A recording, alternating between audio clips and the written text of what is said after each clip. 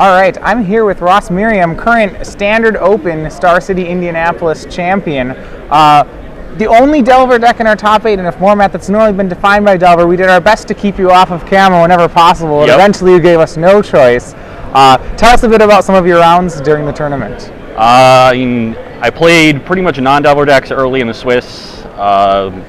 I hit this really strange control deck round 2. It was like 4 colors with Beast Withins and Grave Titan and the whole Scars block draw engine with Phyrexia's Core and Ichor Wellspring.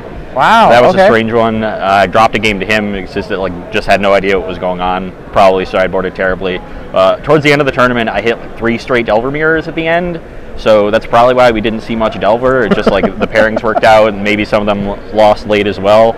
I know Gerard Fabiano was in contention until round 9 or so. He was my one loss in the Swiss, round 5. Right. I was pretty excited to find out I was the only Delver deck in top 8. I thought that meant that I was a pretty heavy favorite to win because Delver's insane and you should be playing it. But the zombie matchup I was not excited to face in the finals, and he just rolled me game 1.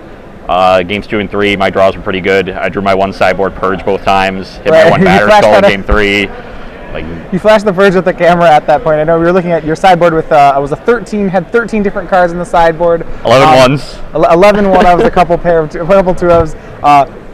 We liked it. Was it game 3 came through with the misstep and the purge right on curve to get him. Yep, and the 1 batter skull at the end. And the 1 batter skull. Mainly just played that to play around guess verdict for my angel, but at that point, I knew he didn't really have anything. Yeah. So you were playing Delver. A lot of the other decks that you've seen in the Delver decks have been Blade Splicer decks. You chose to go with a more classical Delver approach. Yeah. Tell me the decision on that. I was working with Dave Shields, Matt Costa, and some other guys from New England for the Invitational. And Costa and Dave both like the control plan, where you board into Consecrated Sphinxes and Day of Judgments and Timelies against a lot of the aggro decks, and board out your Geist and Delvers. I cannot win with that deck ever. Just 0-4 dropped the Invitational. It was awful. I wanted to shoot myself. So went back to the room and decided that for the Standard Open, I was just going to go all-out aggression because that's generally how I like to play the deck and should have been playing the deck from the beginning. It's probably something about my play style. So I always just play Geist. I think Geist gives you an advantage in the mirror, whereas Blade Splicer gives you an advantage against the green decks and other aggro decks, and I'd rather just be advantaged in the mirror because it's far and away the best deck. So I definitely just went all-out aggression, 2 gut shots main. I have the second 2 dismembers, as much removal as I can jam into the deck. And my sideboard is just a lot of bullets for different matchups. The Mutagenic Growth's mainly there for ramp. The Misstep's mainly there for the mirror, but I guess it's fine against zombies. Sure, as long as it's not a Grave Crawler, it probably works really well. I'm never sideboarding more than maybe 4 cards for a given matchup, so there's not a lot of overlap in the sideboard as to what you're bringing in.